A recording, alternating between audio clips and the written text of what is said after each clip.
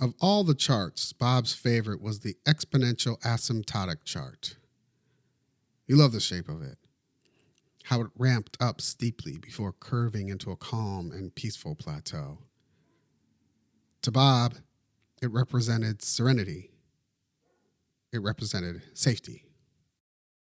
It meant that every little thing was gonna be all right. If his galaxy hadn't been so far, far away, he would have loved the Bob Marley song. Bob became an expert at the exponential asymptotic chart. He was able to find it in nearly any data set. He didn't necessarily manipulate the data, but he could interpret it in such a way that the exponential asymptote made itself apparent. He would shift the X and Y coordinates or zoom in until he found exactly what he was looking for. Let me see a droid do that, he beamed. This particular skill had made Bob invaluable to middle management of the Empire. They found his graphs reassuring, and by presenting them, his bosses were able to reassure their bosses. The truth was, though Bob was enmeshed in the corporate structure of the Empire, he was not particularly sold on its values. Nor was he sold on the values of the rebellion, for that matter. He didn't pay much attention to politics. It was all confusing and messy. All he cared about was the curve that led to safety. Besides, according to all of his calculations, the Empire had nearly all the resources and manpower. They were best positioned to bring the surety of the exponential asymptote to the galaxy. One morning, Bob's expertise was desperately needed. He had been in his office absent-mindedly tracing smooth curves over data points when his boss, Tim, burst in. He was pale and frazzled. Bob thought he knew why. Tim had been his fifth boss this month. A week ago, Tim had sat in the office across the hall from him. When their boss died of a tragic choking accident, Tim had been promoted. Although Bob had seniority, he had declined the promotion. Bob had spent his entire career avoiding middle management. He preferred the security, anonymity, and safety of the worker drone. "I need your help," Tim said. He was sweating. His voice was cracked and desperate. "What do you need?" "I need you to help me present our projections to the new boss. He's coming this afternoon." Bob hated presentations, especially to any of the higher-ups. They were far too close to the action for his comfort. He had preferred to let middle management do the presentations. He didn't mind if they took the credit either. The less they knew about him, the better. "Can someone else do it?" Bob asked. "That's the thing," croaked Tim. "We just underwent a complete reorg this morning. Upper management leaned out the entire reporting structure. There's literally no one else in the department. All of their bosses had succumbed to the same ailment, accidental choking. We will be reporting to Lord Vader directly," said Tim. Bob's mouth went dry. His face drained of all its color. He and Tim now looked like sweaty, dry-mouthed, pale-faced twins. They quickly got to work combing through all of Bob's data. They were hoping to find the rosiest picture possible to report to Lord Vader. Word was he was not particularly fond of bad news. Fortunately, it didn't take much work. Bob's exponential asymptote immediately made itself apparent, and without any special manipulation from Bob. Every little thing was going to be all right. Bob and Tim presented their findings to Lord Vader. Given their current projections, along with the completion of the Death Star, the Empire could expect to rule for at least another 1,000 years. Tim cleared his throat nervously as they finished their presentation. Lord Vader's mask concealed any expression he may have had. You could never quite be sure if what you were saying resonated with Lord Vader or not.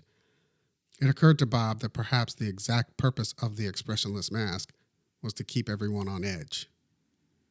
It was working. Both Bob and Tim were definitely on edge.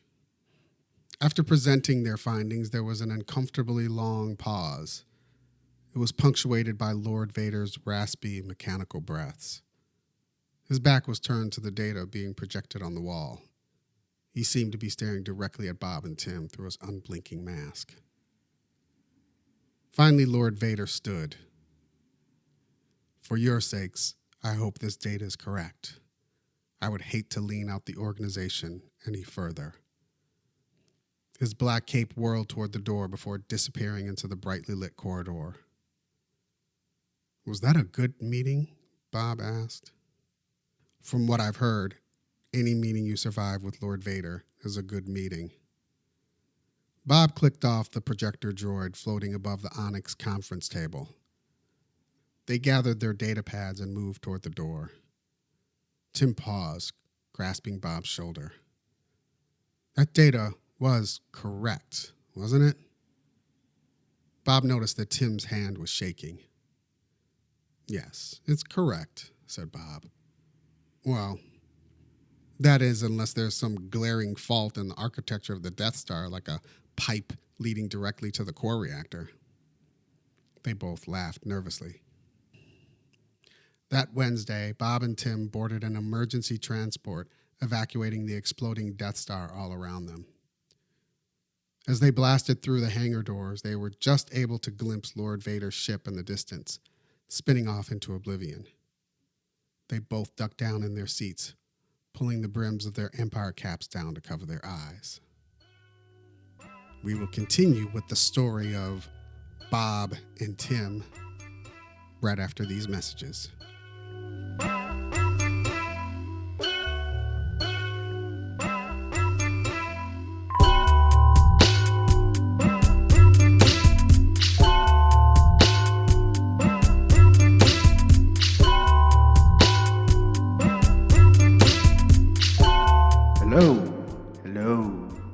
Hello.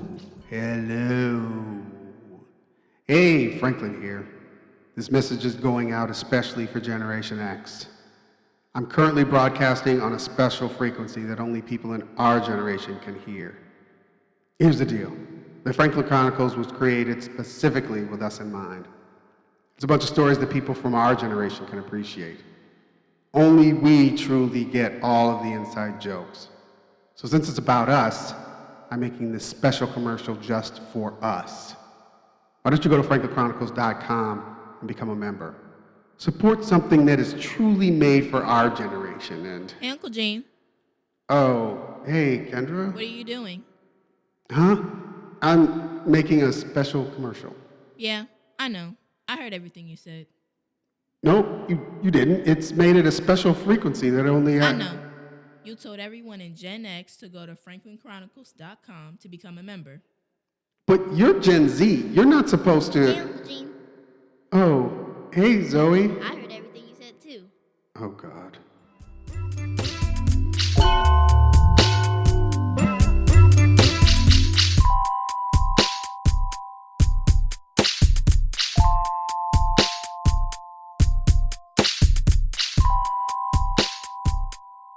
3 months after the destruction of the Death Star, Bob and Tim found themselves on the payroll of the rebellion. Bob was actually right when he said, everyone needs an actuary.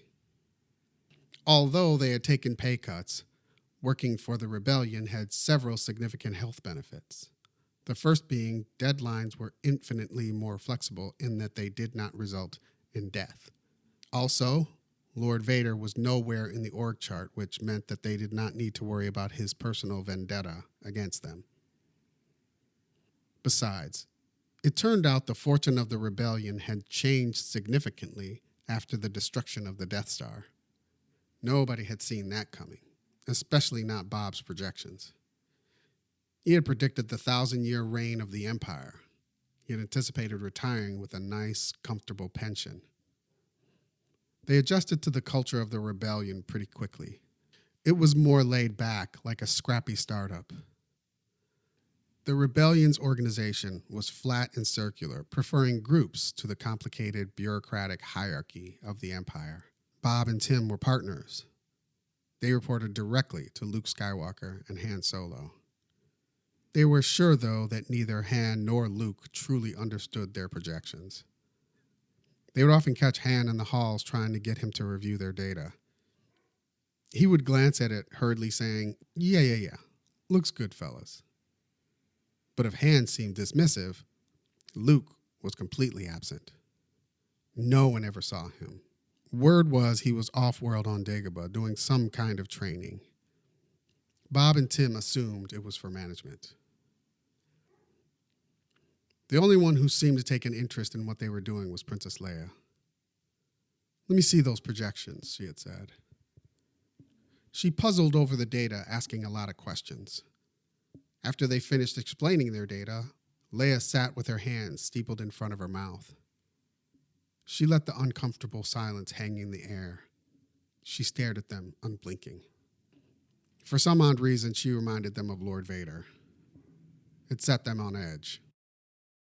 1,000 years, she said, standing. "I think you need to check your numbers. No matter how much I want that to be true, nothing lasts that long. There's always one small thing that can upend everything. How do you think we got here?" In truth, Leia was right.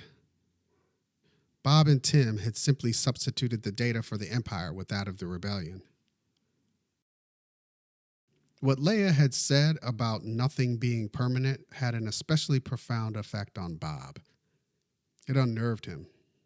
He had staked his entire career on the exponential asymptote. It was why he had become an actuarial scientist in the first place. His entire adulthood had been in pursuit of implementing its smooth plateau of surety into his life. It was the reason he had avoided the action. If Leia were to be believed, no matter how much data was collected, there were always small, random, extraneous bits that could not be charted. And those uncharted bits could send everything into an upheaval. The next day, Bob brought his concerns to Tim over holographic foosball. "Don't worry about it," said Tim. He quickly spun one of his rods. It sent the ball lurching into Bob's goal.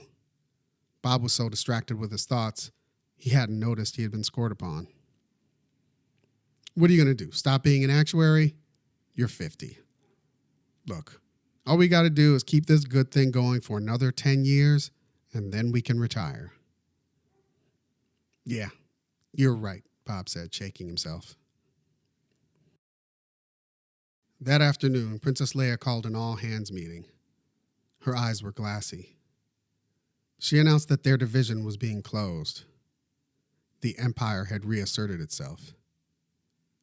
Han had gone missing, and Luke lost his hand in negotiations with Darth Vader. At the end of the meeting, Bob caught up to Leia. "What do we do now? What's the plan?" "There is no plan. We regroup and figure out next steps. Then we figure out the steps after that, and the steps after that. We keep doing that." "For how long?"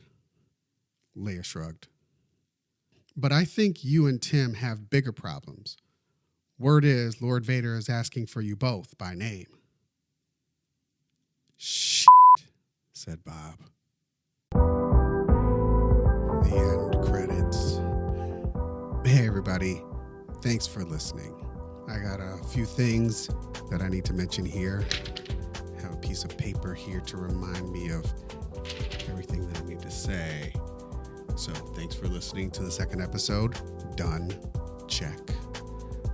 2. So if you dug this episode, go to your favorite podcasting toggler thing and like and subscribe. We're in pretty much all of the major apps: iTunes, Stitcher, Google Play, and Spotify. So go there, like and subscribe.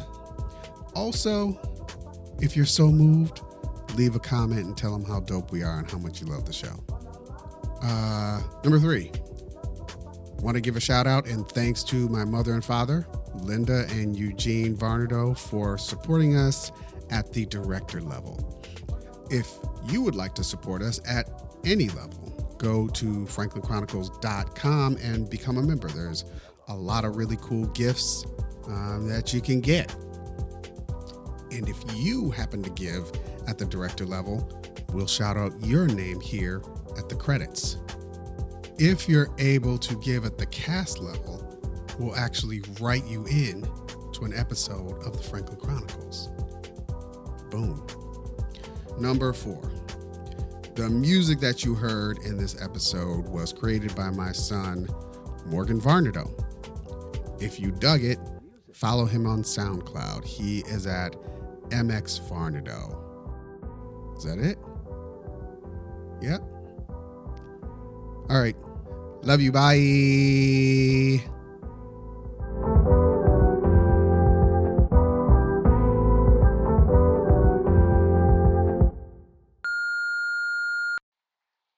Hey man, it's Dre.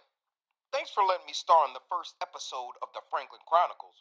But listen, I was talking to my lawyer about compensation, and he was saying roughly 30% of the gross would be a good number. Oh yeah, and a hoodie. Definitely throw in a hoodie. Hit me back so we can iron out the deets. Alright, love you, bye. Peace.